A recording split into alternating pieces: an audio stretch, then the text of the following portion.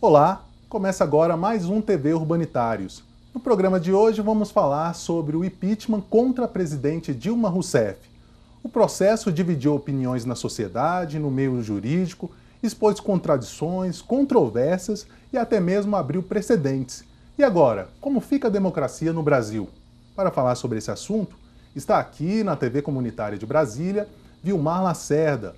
Ele é servidor público da Embrapa, professor, foi secretário de Estado no governo Aguinello, é suplente de senador e chefe de gabinete na liderança do PT. Vilmar, seja bem-vindo. É um prazer tê-lo aqui na TV Urbanitários e obrigado por ter aceito o nosso convite. Henrique, muito obrigado também. Eu agradeço a você e a TV dos Urbanitários. É um prazer estar aqui com você nesse momento da história do Brasil para discutir um tema tão importante que é a nossa democracia. É verdade. Vilmar, durante todo o processo de impeachment, vários parlamentares, tanto na Câmara como no Senado, justificaram o voto sim pelo impeachment, alegando o conjunto da obra.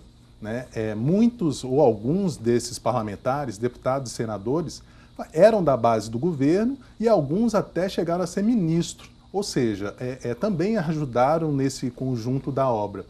Mas no Brasil, o sistema de governo não é parlamentarista, é presidencialismo. E para se retirar um presidente da República no presidencialismo, é preciso a comprovação de um crime.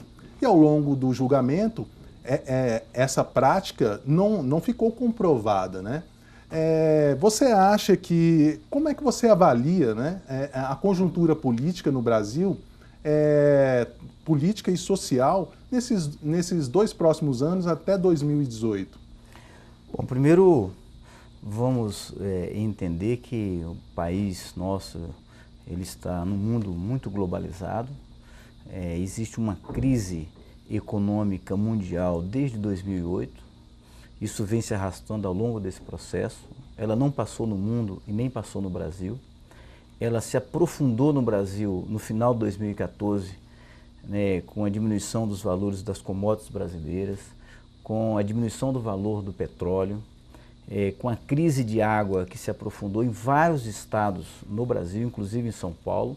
Lá os reservatórios chegaram à quantidade mínima de água. Então, portanto, houve todo um processo de aumento dos preços administrados pelo governo, que foi o preço do petróleo, o preço da energia, o preço da água, a quebra da produção de alimentos no Brasil. E o Brasil viveu sim uma crise econômica muito forte a partir de outubro de 2014.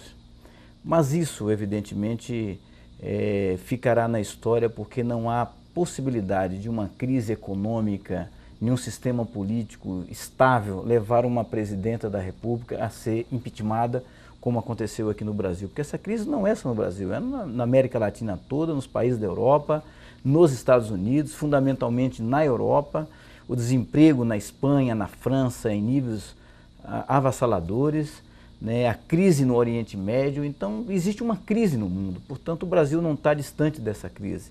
O impeachment da presidenta Dilma se dá com um argumento da acusação de dois crimes. Um crime pela edição de 3 decretos suplementares e um crime pelas convenções do chamado Plano Safra, que não há ato da presidenta, nem ato dela, não assinou documento nenhum, portanto não há crime nenhum aí. E é bom que as pessoas saibam, esses decretos, todos eles foram analisados pelos ministérios que a editaram, pelos outros poderes, porque tem decretos do Poder Judiciário, do Poder Legislativo e do Poder Executivo, que a presidenta editou esses decretos. Todos eles feitos conforme a legislação vigente e que outros presidentes já haviam feito da mesma forma, o presidente Fernando Henrique, o presidente Lula e também a presidenta Dilma. Portanto, não há crime de responsabilidade. Como o impeachment no Brasil ele é regulamentar, ele é constitucional, mas para se condenar uma presidenta, e esse processo é um processo jurídico-político, ele precisa de ter constatado um crime de responsabilidade. E neste caso não há crime de responsabilidade. Então, portanto, foi uma condenação política né, daqueles que perderam a eleição durante 4 vezes seguidas no Brasil, né, exatamente a oposição da ocasião, fundamentalmente o PSDB de Aécio Neves e os seus aliados. Perderam 4 eleições, perderam na disputa democrática do povo brasileiro. A presidenta Dilma teve 54 milhões de votos, portanto venceu as eleições, mas desde a sua eleição ela foi absolutamente questionada pela oposição, que quis dizer que houve fraude nas urnas, então entrou num processo no TSE contestando o resultado eleitoral. Depois várias maneiras de contestar o mandato da presidência, chegando ao presidente da Câmara, então presidente da Câmara, Eduardo Cunha, que numa manobra, num desvio constante do poder, né, em função de que os parlamentares do PT votaram favoravelmente à cassação do seu mandato na Comissão de Ética na Câmara, no dia seguinte ele adota esta medida de aceitar uma denúncia contra a presidenta Dilma Rousseff num desvio claro de poder. Portanto, este é um processo eivado de erros, de equívocos, né, fundamentado pela oposição, articulado pela mídia globalizada, pela elite brasileira para tirar uma presidenta e com o apoio, evidentemente, do vice-presidente, então, agora presidente da República, né, o então vice-presidente Michel Temer, né, que conspirou contra a presidenta da República, que articulou a saída do PMDB da base aliada e, portanto, criou as condições políticas para retirar uma presidenta democraticamente eleita no Brasil. Esse foi um processo controverso porque o próprio Ministério Público Federal disse que as pedaladas não seriam crime, né? E a acusação também ela foi muito frágil, né? E assim, dos senadores que aprovaram o impeachment, 61, eram necessários 54, 2/3. Mas eles conseguiram 3/4. No entanto, na segunda votação, eles não conseguiram atingir o quórum de 3/4, que era seria a condenação para cassar os direitos políticos da presidente Dilma. Você acha que, se eu não me engano, foram 34 votos que a presidente Dilma teve? 36 votos. 36 votos. Você avalia que essa segunda decisão seria uma forma daqueles que votaram a favor do impeachment botar a mão na consciência e também isso fica evidente que não houve crime e seria uma forma de retirar Dilma do governo? Não, eu acredito naquele clima do Senado, todos assistiram, o Brasil todo viu. Hoje, majoritariamente, a população brasileira calada em muitos estados, em muitas partes do país, tem uma absoluta certeza que não comunga com a tese do impeachment, né? A população brasileira deve responder a essa pergunta lá em 2018, mas ali houve 2 tipos de voto. O primeiro voto, que foi para retirar a presidenta do poder, foi para conquistar o poder de forma antidemocrática, de forma de um golpe, porque se não há crime de responsabilidade, portanto ela não deveria sair do poder, e o voto da vergonha daqueles que sabem que ela não cometeu crime de responsabilidade e, portanto, não deveria puni-la. Esse voto, sinceramente, repercute claramente que a presidenta da República não cometeu nenhum crime de responsabilidade. É uma satisfação que muitos senadores e senadoras querem dar à sociedade brasileira, mas que ali define, na sua convicção, de que não houve crime de responsabilidade. Como é que eu voto para retirar uma presidenta que cometeu um crime e, ao mesmo tempo, isento ela, né, de uma punição? Portanto, quem não quer punir é porque sabe, no fundo, que não houve crime de responsabilidade. Pesou a consciência, né? Teve até senador que, logo após a decisão do processo de impeachment, disse que realmente não houve crime de responsabilidade e que realmente teria sido o conjunto da obra. Agora, Vilmar, essa decisão controversa, né, polêmica, enfim, cria uma insegurança jurídica no país e podendo até desestabilizar a democracia, né? uma vez que abre o precedente de que nas câmaras de vereadores, nas assembleias legislativas, criam-se maiorias e dão impeachment a governadores, prefeitos. Você acha que isso é perigoso para a democracia no Brasil? Não só no Brasil, mas como na América Latina e no mundo todo. Você veja bem, uma democracia antiga quanto a dos Estados Unidos, nunca houve um impeachment nos Estados Unidos. Nunca foi retirado um presidente nos Estados Unidos. Até porque esses decretos e as chamadas pedaladas fiscais representam menos de 0,3% do orçamento como um todo. Nas economias mais desenvolvidas, inclusive nos Estados Unidos, para que algum montante, dos recursos utilizados indevidamente, que é o caso, né, que se questiona no Brasil, teria que alcançar no mínimo 2% do orçamento global. Os decretos e as pedaladas, chamadas pedaladas fiscais, né, as pessoas têm que saber o que é pedalada, o que é isso.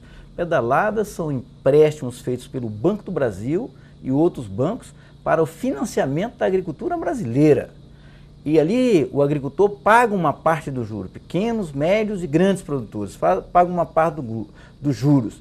Para que a agricultura tenha competitividade, então o governo federal paga parte desses juros para diminuir os custos da produção brasileira. É isso que são as pedaladas, é um incentivo que o governo federal faz à pequena, média e grande agricultura brasileira para produzir alimento para o povo brasileiro e para exportação. E as chamadas decretos, ali é que está muito claro que não há crime de nenhuma responsabilidade.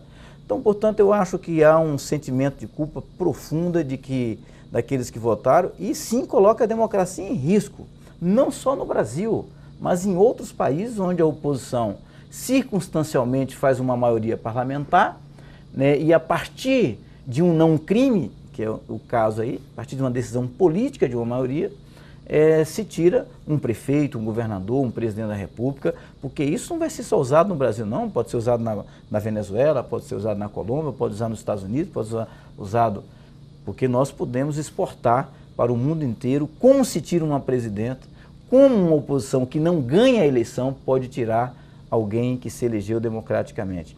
Aqui mesmo no Distrito Federal, né, agora mesmo o governador Rodrigo Hollenberg perdeu a maioria na Câmara Legislativa. Ele pode a qualquer momento sofrer um impeachment de uma maioria que não concorda com o seu governo. Então, portanto, isso eu só estou dando exemplo aqui do Distrito Federal, que a gente vive mais aqui. O Distrito Federal podem acontecer. Todos esses precedentes, estados, né, que podem fundamentar através de uma lei de responsabilidade, porque estão criminalizando um estilo de fazer política do Estado brasileiro. Porque quando você tem uma crise profunda, né, assolando a economia, o Estado tem que investir mais. O Estado tem que investir em programas sociais, o Estado tem que investir em agricultura, o Estado tem que investir na indústria, o Estado tem que botar a sua mão. Fortalecer a economia. Na crise de 29 nos Estados Unidos, o Estado contratava gente para abrir vala e fechar. Tinha alguém abrindo vala e atrás fechando. Não era nenhuma obra, era para dar emprego para o povo. Mas o Estado investiu naquele momento. Aqui também, ao criminalizar esse tipo de política anticíclica, que é exatamente o Estado poder investir mais em programas sociais, investir em políticas públicas para reerguer a economia brasileira, nós estamos condenando, né, o Brasil e tantos outros países e outros estados brasileiros a não mais praticarem esse tipo de política pública. Vilmar, você acha que seria o caso de mudarmos o sistema de governo de presidencialismo para parlamentarismo? Eu sou um presidencialista convicto, né? Eu acho que o mundo inteiro vive o presidencialismo, várias economias, vários países no mundo vivem um presidencialismo estável. Eu acho que nós temos que adequar as regras e aperfeiçoar as regras desse presidencialismo.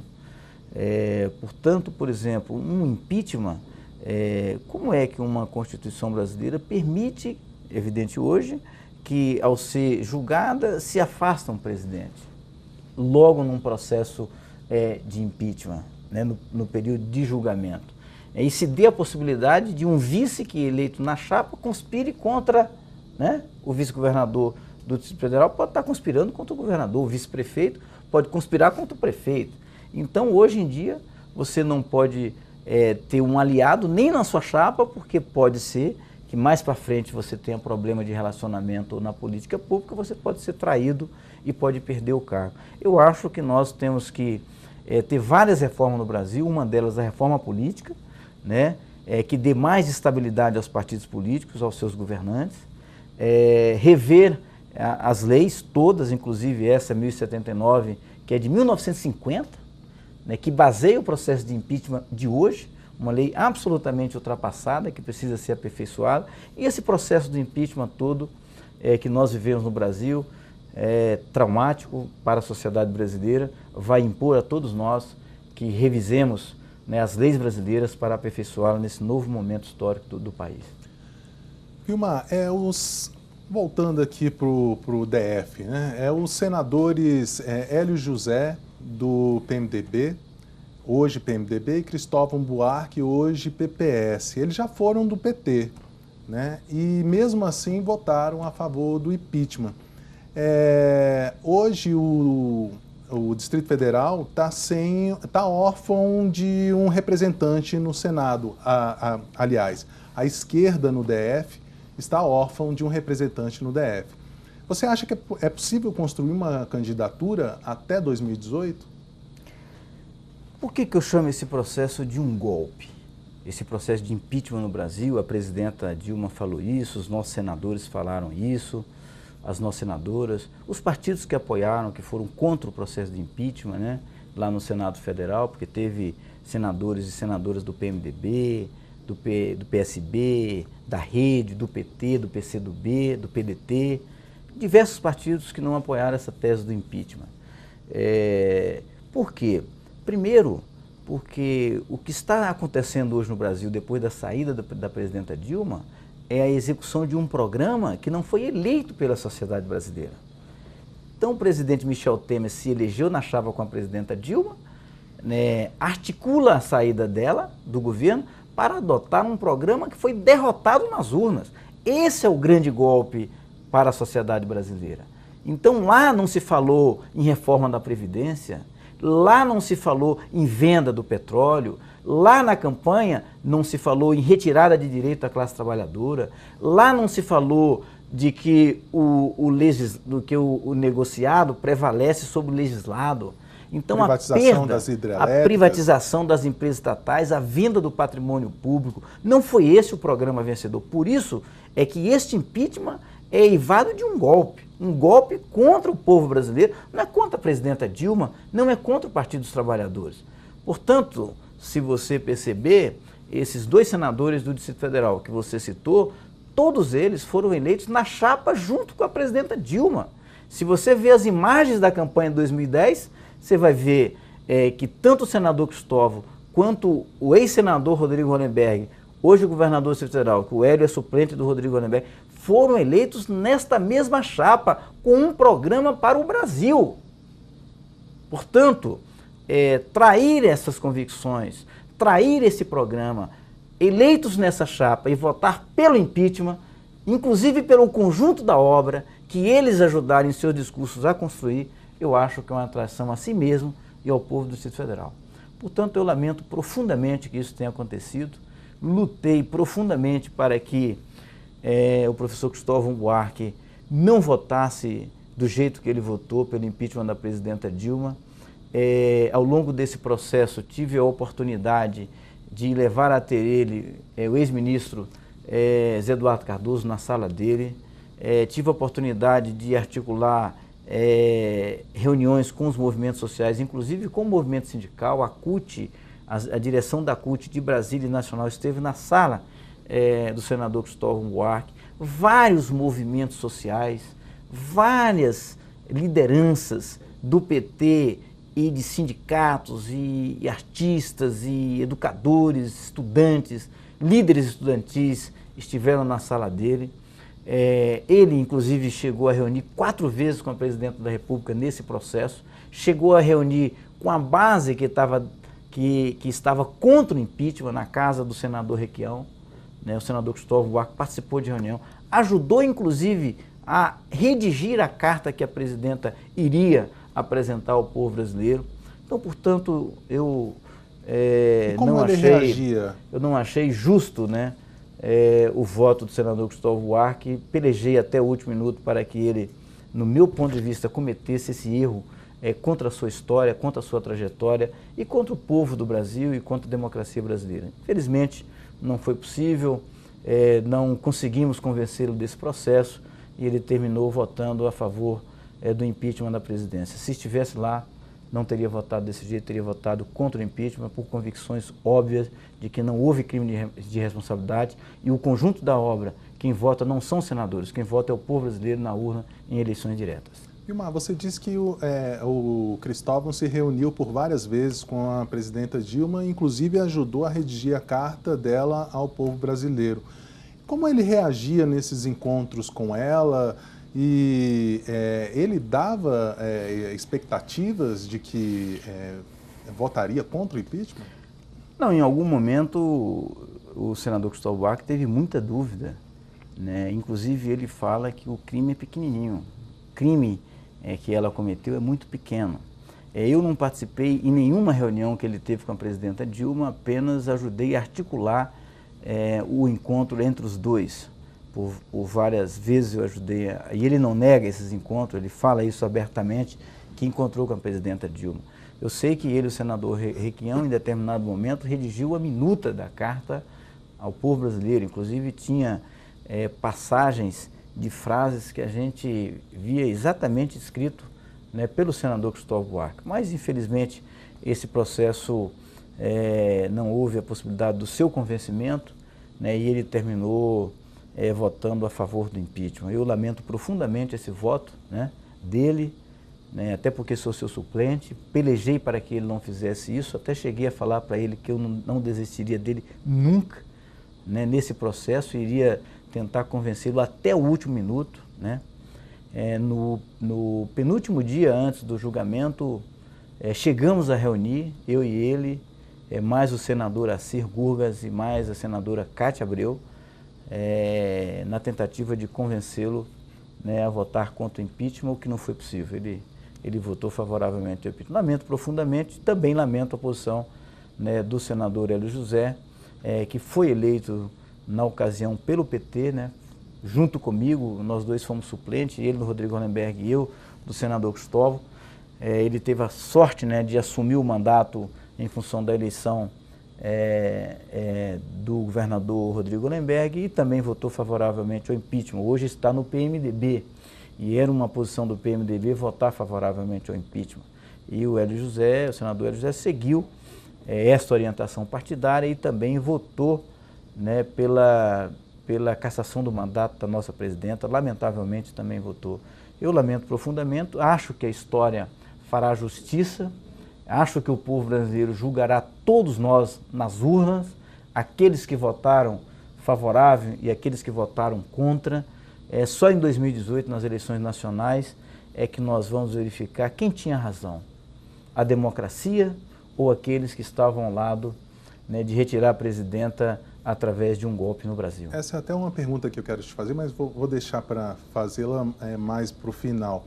O Cristóvão, logo no início que estava proferindo o seu discurso a favor do impeachment, ele disse que estava lá no Senado para construir palavras dele, ajudar a construir um Brasil melhor. Você acha que essa decisão que ele tomou de votar pelo impeachment ajuda a construir um país melhor?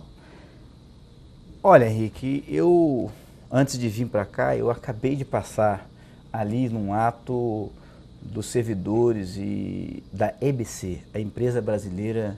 Só fazendo uma correção aqui, ele disse que estava no Senado para construir um futuro. Tá. Eu acabei de vir, antes dessa entrevista aqui, de um ato público em defesa da EBC, que é a Empresa Brasileira de Comunicação, que é uma empresa pública, era uma estatal, foi transformada numa empresa pública para ter o mínimo de isenção na comunicação brasileira. E lá, hoje, o presidente Temer, né, edita uma medida provisória, extinguindo o conselho curador da EBC e exonerando o presidente, que tem mandato por 4 anos. Eu acho que todos esses atos que irão ser praticados pelo futuro governo têm a responsabilidade daqueles que votaram favoravelmente ao impeachment. Então, a reforma da Previdência, a venda das estatais, a retirada de direito da classe trabalhadora, tudo o que acontecer nos próximos meses e anos à frente do presidente Temer terá o apoio e teve o apoio daqueles que votaram favoravelmente ao impeachment da presidenta Dilma. Porque a primeira votação foi assim, foi votar para que a retirada da Dilma e a ascensão de Temer ao poder. Então, aqueles que votaram pela cassação da presidenta Dilma, pela impeachment da presidenta Dilma, votava para que o Temer assumisse o poder no Brasil. E a todos eles serão creditados as ações desse novo governo. A política econômica, a política contra o povo, a política da retirada, da diminuição do salário mínimo, da oportunidade de emprego, da oportunidade para o povo brasileiro. Então, portanto, ali está a digital dos 61 senadores que votaram favoravelmente ao impeachment. E vamos ver o que acontece. Nós continuaremos na luta. Eu vim aqui porque o Partido dos Trabalhadores já decidiu entrar com ação direta de inconstitucionalidade desta ação do presidente Temer para acabar com a empresa de comunicação no Brasil, que é a EBC brasileira. Que no mundo inteiro, né, existem empresas de comunicação pública. O grande exemplo é a BBC de Londres, que é uma empresa estatal pública, que tem recursos públicos, mas tem independência para que aquele país, vozes de todas as naturezas, narrativas de todos os fatos e de todas as versões podem ser colocadas na imprensa de forma livre e espontânea, o que não é o que acontece aqui no nosso país. Um conglomerado de muitas emissoras privadas, né, de comunicação, que cada uma emite a sua opinião segundo a sua conveniência empresarial, né? Todos nós sabemos de que lado que está a grande mídia, a grande imprensa brasileira. Esse é um processo que alguns falam jurídico, político, midiático. É um golpe jurídico, político, midiático, né, levando em consideração de que a grande imprensa brasileira é dominada por 6 famílias. Agora, Vilmar, a gente está caminhando para a reta final do programa. Com relação, voltando ao Cristóvão, por ele ter votado a favor do impeachment, existe a possibilidade de ele assumir uma pasta no governo Temer. Se ele assumisse o Ministério da Educação, ele teria condições de fazer o que não fez no governo Lula, uma política educacional? Você acredita que... Olha, eu primeiro não acredito que o senador Cristóvão Buarque irá assumir nenhum cargo no governo Temer. Porque em muitas ocasiões ele disse isso, inclusive postou em seu Twitter, né, de que a ele não aceitaria nenhum cargo em nenhum governo, nem o governo da Dilma e nem o futuro governo do Temer. Eu acho que esse governo não irá fazer nada de bom e muito menos na área da educação. A PEC encaminhada ao Congresso Nacional, limitando a despesa do Estado, que limita a despesa do Estado, já pressupõe menos recursos para a educação, menos recursos para a saúde brasileira.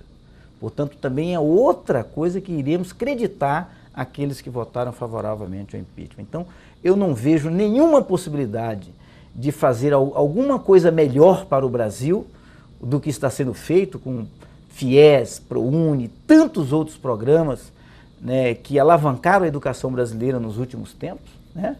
O Brasil passou de 3 milhões, um pouco menos de 3 milhões de alunos nas universidades brasileiras e hoje alcançou quase 9 milhões de brasileiros cursando o curso superior.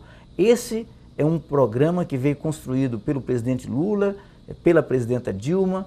Eu acho que não vai alavancar absolutamente nenhum programa desse jeito. Eu acho que vai ter menos investimento em todos os programas na área da educação e eu não vejo nenhuma saída, né, para este governo, para os governos de direito no Brasil, em investimentos maiores em educação e em saúde. Muito pelo contrário, a PEC é para os próximos 20 anos. Não se pode gastar mais do que a inflação do ano anterior. Então, portanto, as limitações dos orçamentos para a área de saúde e educação serão dramáticos e a gente vai viver profundas crises nesses dois setores no Brasil daqui para frente, se ela vier a ser consolidada no Congresso Nacional. Vilmar, o senador Regufe nunca deu indicativo de que votaria contra o impeachment, mas o senador Hélio José, ele deu algumas declarações indicando que votaria contra o impeachment. Inclusive, na véspera, disse que o senador Paulo Paim tinha ajudado teria convencido ele a mudar de ideia, mas na hora H votou a favor do impeachment. O que você acha o que pode ter acontecido ali que mudou o voto do senador Hélio José, que já foi do PT por mais de 30 anos? Por vários momentos eu tive presente no plenário do Senado Federal e lá na comissão especial do impeachment. E em muitos momentos, né, desse processo, quando existia a defesa, por exemplo, do ex-ministro Eduardo Cardoso, advogado da presidenta, de alguns senadores e senadoras que de forma veemente defendiam contra o impeachment, a gente olhava no olho daqueles que estavam defendendo o impeachment e viam que no olho deles, na atitude deles, né, aquele rosto demonstrando, né, de que eles estavam um pouco envergonhados com aquela posição que assumiam de votar favoravelmente o impeachment. E teve momentos muito dramáticos nisso, muito assim, simbólicos desse processo. As defesas do Zé Eduardo Cardoso, a última que ele fez da presidenta Dilma, é de uma oratória, de um conteúdo técnico e político extraordinário, né? Quem viveu. Então, na hora que o Zé Eduardo Cardoso estava falando, você olhava para os senadores, inclusive olhava para os senadores de Brasília, via neles a não convicção do crime de responsabilidade. Mas o acordo dos políticos, né, no Congresso Nacional, por isso que é uma decisão política, né, de votar favoravelmente ao impeachment. Um momento em que o senador Lindbergh, né, aos gritos, né, clamou ao povo brasileiro, canalhas, canalhas, canalhas, porque ali era mais ou menos o desenho daqueles que queriam votar, né, pelo impeachment da presidenta Dilma, que talvez seria o grito que o povo brasileiro queria falar naquele momento, né, dramático da nossa história.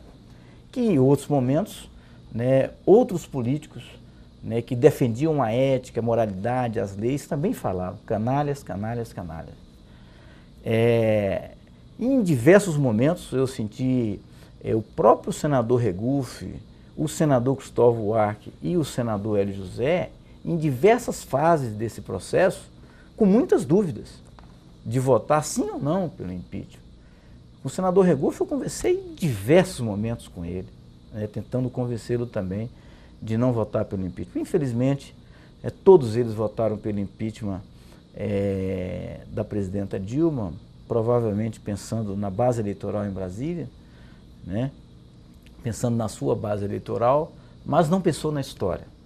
Deixou seu nome escrito em uma página que eles jamais deveriam ter deixado. Eu acho que eles erraram no processo histórico e acho que o povo brasileiro, sinceramente, não perdoará historicamente aqueles que votaram favoravelmente ao impeachment.